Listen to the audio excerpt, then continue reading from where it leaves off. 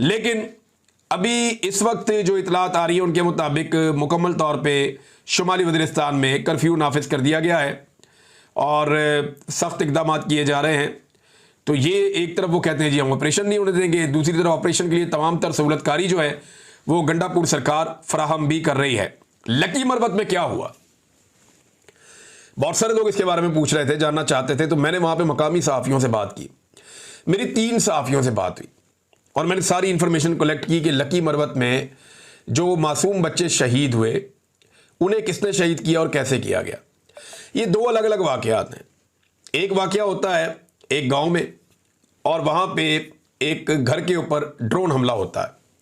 Security ज़राए बाद में कहते हैं जी ये ड्रोन आके गिर गया है और ये कोई क्वाड कॉप्टर है और ये कोई दहशतगर्दों का था, यहाँ आके गिर गया। तो इसकी कोई कंफर्मेशन हुई नहीं, यानी जो सहाफ़ी हैं उन्होंने कहा जी ये क्वाड कॉप्टर और वो जो गलती से गिरने वाला वो मामला नहीं है, ये ड्रोन अटैक था।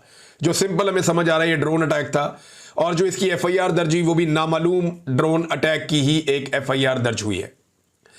इस ड्रोन हमले में भी सही निशाना नहीं बनाया जा सका और एक मुअम्मर शख्स शहीद हो गया, उसके साथ एक बच्चा शहीद हो गया, 2 खवातीन बहुत शदीद जख्मी हो गई। तो ये ड्रोन हमला है जिसकी FIR हो चुकी। दूसरा वाकया है एक मार्टर गोला फटा है। कुछ लोग कह रहे थे कि ड्रोन हमला है, लेकिन वो क्लैरिटी आ गई, मेरी बात हुई सहाफ़ियों से। तो ये मार्टर गोला नहीं, इसको RPG-7 कहते हैं। RPG-7 जो है वो एक रॉकेट लॉन्चर है। इसको पाकिस्तान की फ़ौज भी इस्तेमाल करती है, इसको जो है वो तालिबान भी इस्तेमाल करते हैं, मुख्तलिफ जो दहशतगर्द तंजीमें हैं वो भी इस्तेमाल करती हैं।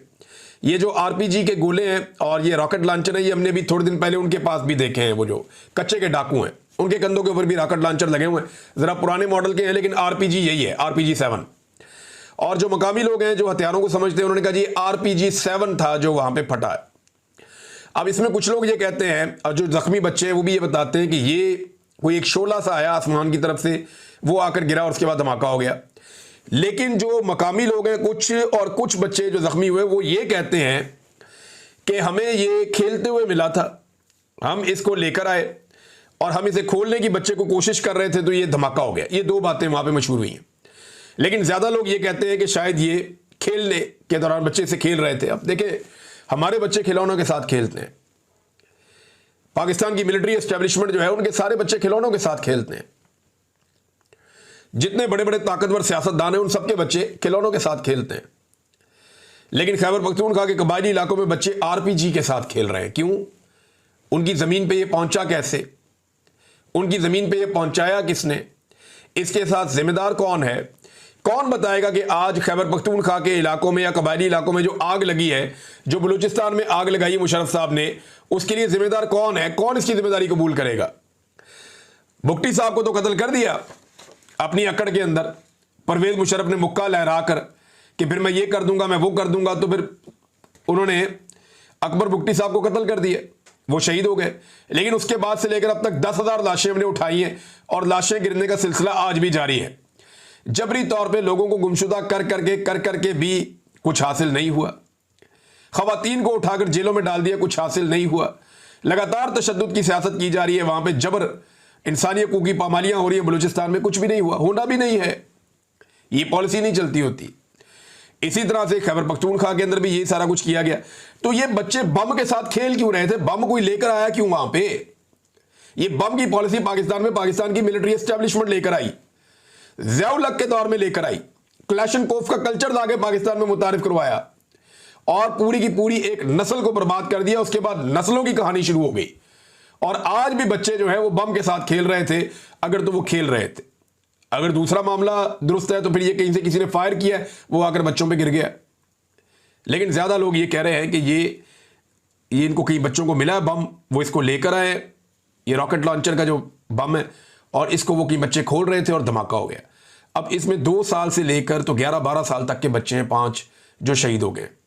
3 बच्चों की हालत इंतहाई तशवीशनाक बताई जा रही, जिनमें एक 2 साल का बच्चा है जिसके सर के अंदर पट्टी बंधी हुई है। खुद वो जर्नलिस्ट देख कर आया, उसने कहा जी उसकी जान बहुत खतरे में, वो बच्चा अनकॉन्शियस है, नहीं पता उसके साथ अब क्या होगा।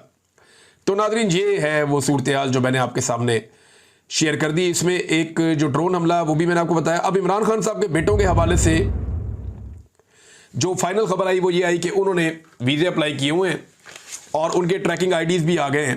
बल्कि मैंने इसको सोशल मीडिया पे शेयर भी किया था। इमरान खान साहब के दोनों बेटों के ट्रैकिंग आईडीज़ मौजूद हैं जो उन्होंने वीज़े अप्लाई किए हैं पाकिस्तानी एम्बेसी में, और दोनों ट्रैकिंग आईडीज़ एक सलमान का है और एक कासिम का है। लेकिन इसके बावजूद हुकूमत पाकिस्तान की जानिब से दोनों को वीज़े जारी नहीं किए जा रहे। अब ये दोनों के ट्रैकिंग आईडीज़ यानी मैं आपको ये शो भी कर देता हूँ, ये आप देख लें अपनी स्क्रीन पे, और ये पाकिस्तान तहरीक इंसाफ ने भी मेरे ख्याल में अब बता दिया है। तो ये उनके दोनों बेटे वो पाकिस्तान आना चाहते हैं लेकिन उन्हें आने से रोका जा रहा है। वो हुकूमत जो उन्हें पहले चैलेंज करती थी अब उन्हें आने नहीं दे रही। नाज़रीन, जो अमेरिकन डॉक्टर्स की तंजीम है उन्होंने न्यूयॉर्क टाइम के अंदर एक इश्तिहार छापा इमरान खान साहब के हवाले से, ताकि अमेरिका में वो इम्पैक्ट क्रिएट कर सकें। तो इमरान खान की जो कैद है, जुल्म है, बर्बरियत है, उसके ऊपर आसिम मुनीर साहब के बारे में जो इमरान खान साहब का स्टेटमेंट है कि अगर मुझे जेल में कुछ हो गया तो फिर जिम्मेदार आसिम मुनीर साहब होंगे। फिर साथ में बताया गया कि इमरान खान साहब की 2 साल जेल कैसी रही, बिजली बंद की गई, तंगो तारीख जगह पे रखा गया, 6x8 का एक सेल है, किस तरह की वो ज़िंदगी गुजारते हैं, और 22 घंटे उन्हें बाहर रोशनी में खुला नहीं छोड़ा जाता, खुली हवा में उन्हें अंदर बंद किया जाता है। उनसे इंफॉर्मेशन ले ली जाती है, यानी उनसे ज़राए बंद कर दिए जाते हैं, अखबारात या टेलीविज़न ये बंद कर दिए जाते हैं। कई महीने उनकी फैमिली के साथ मुलाकात नहीं करवाई जाती, पार्टी की लीडरशिप से मुलाकात नहीं करवाई जा रही। तो ये सारा कुछ बताया जो कुछ इमरान खान साहब के साथ हो रहा है, और जो कुछ जिस तरह मनसूबा बनाया गया है, जिस तरह गैर कानूनी तरीके से उनके ऊपर केसेस चलाए गए हैं, और इमरान खान साहब इसके लिए किसको जिम्मेदार समझते हैं। तो वो स्टेटमेंट भी इमरान खान साहब का लगाया गया कि वो हाफिज सैयद आसिम मुनीर को जिम्मेदार समझते हैं इस सारी सूरत हाल के लिए। तो नाज़रीन, एक और ख़बर मैं आपके साथ शेयर करता हूँ, ये ज़रा आप देखें। ये हमारे दोस्त हैं ज़ईम लगारी साहब, ये गए जनाब लाहौर में नून लीग के जलसे में। इनको पहले ISI उठाकर दे गई थी ज़ईम लगारी साहब को, इसलिए कि इन्होंने मरियम नवाज के खिलाफ खबर दी थी, और ये अभी भी बात नहीं आ रहे। ये चले गए जनाब नून लीग के जलसे में, और वहाँ जाके जलसा गाह में बिल्कुल सामने स्टेज लगा हुआ है, नून लीग ने बड़ी तैयारियाँ की, बड़े स्पीकर लगाए, माइक लगाए, म्यूज़िक लगाया, बहुत लाइटिंग शाइटिंग की, बड़ा बंदोबस्त किया नून लीग ने। जनाब अगस्त का महीना शुरू हो गया, हम एक जलसा करेंगे, तगड़ा जलसा करेंगे। वो पता चला उधर बंदे ही नहीं आए, लोग आए ही नहीं। अब जिन लोगों ने आकर वहां तकरीर करनी थी वो लोग गायब हो गए। उन्होंने कहा दफा करो यार, ये कुछ जलसा है, यहां अगर हम खड़े हो गए और हमारी वीडियो बन गई तो हमारी तो बेइज्जती हो जाएगी कि अवाम है नहीं तो हम तकरीर किस बात की करें। तो नून लीग का जलसा गया बढ़, फारग हो गया। अब ज़ईम लगारी साहब ने देखा कि वहां पे जो कारकुन खड़े हैं वहां कोई 30-40 लोग खड़े थे, पूरा जलसा बंदोबस्त बहुत पूरे जलसे का है, लेकिन 40-50 लोगों से ज्यादा नजर नहीं आ रहे। कुछ इक्का दुक्का पुलिस वाले भी खड़े थे, सिक्योरिटी देने के लिए वहां पे आसपास फिर रहे थे। तो उन्होंने ना जो मकामी जो वहां पे लोग खड़े हुए थे उनसे जानना चाहा कि यार आपकी क़यादत किधर है, जलसागाह आप पहुंच गए हैं, जलसागाह बन गई है, सामने क़यादत मौजूद नहीं है, तकरीर कोई क्यों नहीं कर रहा, और ये क्या हो रहा है यहाँ पे। तो जिस बंदे के मुंह के आगे उन्होंने माइक किया, हर बंदे ने कहा जी कि हम तो इनका तमाशा देखने आए हैं। क्या मतलब, तुम किसके साथ हो? उन्होंने कहा जी हम इमरान खान के साथ हैं।